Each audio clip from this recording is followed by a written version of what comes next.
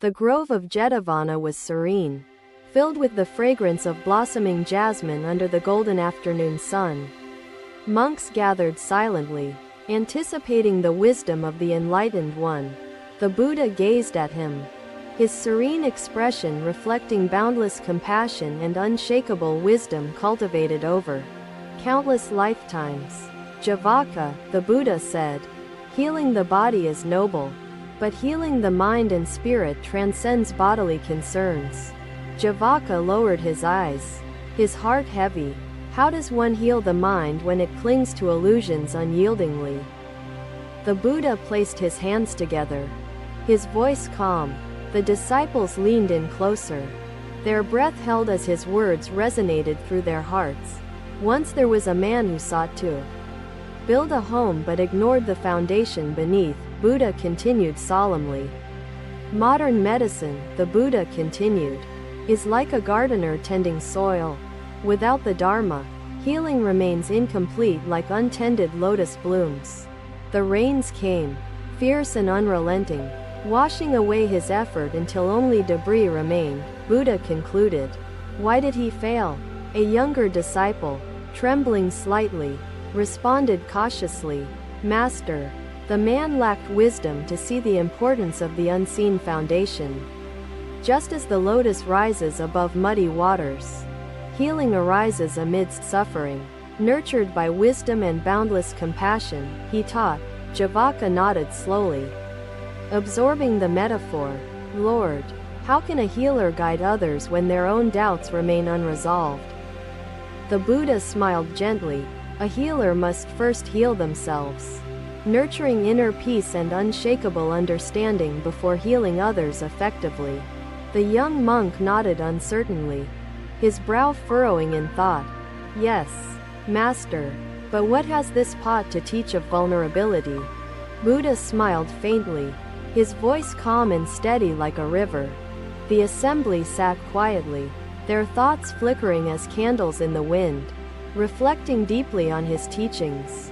Buddha pointed to the nearby banyan tree, its roots sprawling like an intricate web connecting life to earth. The Buddha gestured to a nearby lotus pond, its petals glistening. Look at the lotus. It offers the answer, he explained. A healer is like sunlight, providing warmth and growth, but cannot bloom in place of the lotus itself. The villager continued with trembling voice. I labored day and night, yet drought scorched my land. What have I done wrong? Master? Buddha regarded the man compassionately and then spoke softly. Brother, let your failure teach you wisdom rather than despair. He paused and turned to address both the villager and his disciples together, emphasizing the universality of struggle. Be the one who helps others grow, yet respects their own journey. Javaka bowed his head deeply.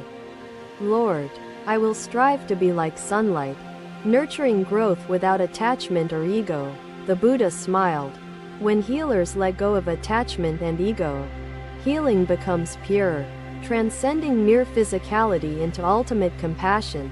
The wind whispered through the trees, echoing the wisdom shared, as the disciples carried the teachings within their hearts. Remember, the Buddha said, true healing aligns with the Dharma, guiding others toward liberation, not just temporary relief. Javaka rose, his doubts dispelled, his commitment renewed. Thank you, Blessed One. Your words illuminate my path as no medicine can. The Buddha inclined his head. Go forth, Javaka. Heal with wisdom, compassion, and the understanding that healing serves the higher truth. The disciples departed, each reflecting on the profound integration of medicine, spirit, and the Buddha's timeless teachings on healing. Another day, another gathering beneath the Bodhi tree, disciples bringing scrolls filled with knowledge from distant lands to the Buddha, Blessed One. They began. Medicine advances rapidly, curing diseases once feared, yet despair lingers in minds untouched by modern remedies. The Buddha listened, his gaze calm, his presence a source of strength and wisdom for those seeking guidance amid complexity. Modern Medicine is a bridge, not the destination, the Buddha said. Healing must traverse the body and reach the heart. One disciple asked, Lord, healers face demands that exceed their limits, expected to mend bodies and illuminate the darkness within minds. The Buddha replied, a healer is like a lamp. The lamp shines brightly, but it must be replenished with oil. Birds sang gently from the surrounding trees, their melodies weaving into the quiet of the morning. Buddha paused and turned to his disciples, his presence commanding yet compassionate. Observe this lake, Buddha said, his voice calm as flowing water. It is pure and peaceful, undisturbed by external commotion. One disciple questioned, if reflection is clouded, how do we know whether what we see is truth or illusion? The Buddha turned to him, compassion glimmering in his eyes like starlight weaving through the night's expanse. Truth exists not in perfection but in the acceptance of imperfections as integral to life's beauty, he said calmly. To heal others, one must first understand suffering itself, the Buddha taught. Modern medicine cannot ease suffering rooted in attachment. He added, teach healers to reflect deeply, for mindfulness reveals the true nature of suffering and the path toward liberation. A disciple asked, how can healers balance curing disease and guiding souls while preserving their own clarity amid the burdens they bear? The Buddha answered, let the Dharma be their refuge, guiding healers to navigate trials and maintain equanimity, compassion, and purpose. He pointed toward the Ganges River visible in the distance. The river flows endlessly, yet renews itself without effort. A disciple spoke, Lord, is it possible for modern medicine to fully align with the Dharma while addressing worldly suffering? The Buddha replied, the Dharma is timeless, encompassing all paths. Medicine must evolve without forsaking wisdom, humility, and interconnectedness. He continued, advancements are gifts, not substitutes for spiritual truths. Let them coexist, illuminating paths to health and spiritual awakening. Mindfulness is not about perfection. It is the act of embracing the raw, unfiltered truth without fear or resistance, he said. The Buddha leaned closer to the pond, his movements slow, deliberate, as though time itself lingered out of respect for wisdom. True healing integrates both, respecting the profound interconnection governing all existence. He warned, attachment to mere cures is perilous, for it distracts from the deeper journey of understanding impermanence and compassion. Then he asked, what binds you to this anger? And what prevents you from seeking reconciliation? The villagers fell silent, struggling to answer the profound question. Buddha turned to the lake and said, reflect on the ripples. They do not stop until the stone is removed. His words resonated like echoes in a canyon, awakening the disciples to the spiritual depth of their roles as healers. Compassion must guide every action, he said. Let healers teach acceptance, for acceptance liberates minds caught in illusions of permanence. The disciples vowed to carry these lessons forward, weaving them into the fabric of medicine practiced in distant lands. Buddha turned back to the villagers, his voice kind and steady. Instead of anger, extend forgiveness. Instead of discord, offer understanding. Another day, another walk by the Ganges River. The Buddha paused as disciples followed, sensing wisdom unfolding with the flow. An old man approached, frail yet resilient, his trembling hand outstretched as he knelt before the Buddha with reverence. Blessed One, the man said, his voice weak, my body suffers, yet my spirit feels untouched by any medicine's relief. The Buddha placed his hand on the man's shoulder, his touch gentle, his gaze steady with infinite compassion. Your body is impermanent, yet your spirit endures beyond the cycles of life and suffering, the Buddha said softly, turning to his disciples. He said, compassion heals where medicine cannot. It binds the healer and the sufferer beyond flesh. The disciples listened intently, their minds seeking clarity in the Buddha's profound perspective shared under the river's twilight sky.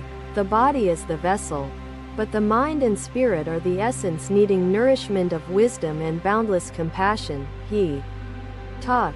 The old man nodded weakly, his body fragile, yet his spirit uplifted by the Buddha's comforting presence and wise words.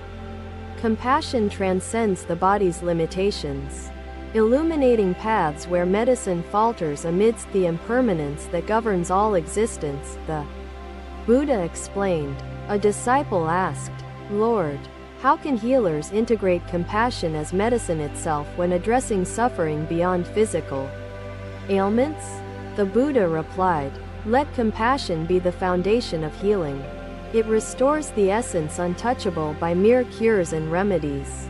Another disciple approached, saying, "Blessed One, I struggle when healing fails. Unable to save lives lost to suffering's relentless grip." Buddha raised the lotus in his hand once more, as if to emphasize the delicate balance of harmony. As the lotus blooms unstained above the water, so must you rise above anger. Through compassion's embrace, healing begins with acceptance, the Buddha said. Acceptance liberates minds trapped in illusion, freeing spirits to transcend attachment to permanence. Buddha turned back to the disciples, his voice addressing not their questions but their unspoken thoughts. Peace is not found in the absence of conflict, but in the presence of compassion rising above its depths, Buddha said. The old man whispered, "Thank you, Blessed One. Your words have healed me where medicine never reached. Within the depths of my spirit." The Buddha inclined his head gently. Healing the spirit is eternal, untouched by impermanence, nurtured through wisdom and infinite compassion. He spoke, his voice calm yet carrying immense depth. "Do you see this lotus? It rises above the muck below." The disciples leaned in closely, their attention captivated by the symbolism offered in Buddha's soft gesture toward the flower. As the lotus remains unstained, so must your mind rise above desires, fears, and distractions that darken the spirit, Buddha said. Equanimity is the balance between acceptance and clarity, allowing one to observe without clinging or rejecting, he continued. The Buddha said, "Teach healers that medicine cannot conquer impermanence, but can guide spirits toward liberation through love and forgiveness," he continued. Compassion is not a cure, it is a way of life, an offering embracing suffering as a natural truth. Joy, sorrow, success, and failure, they ebb and flow, impermanent like clouds drifting across the sky. Buddha gestured upward, his hand tracing the graceful motion of clouds dissolving in the open expanse above. To cling to these moments is to sink into the mud, Buddha explained. To let them pass is to rise above.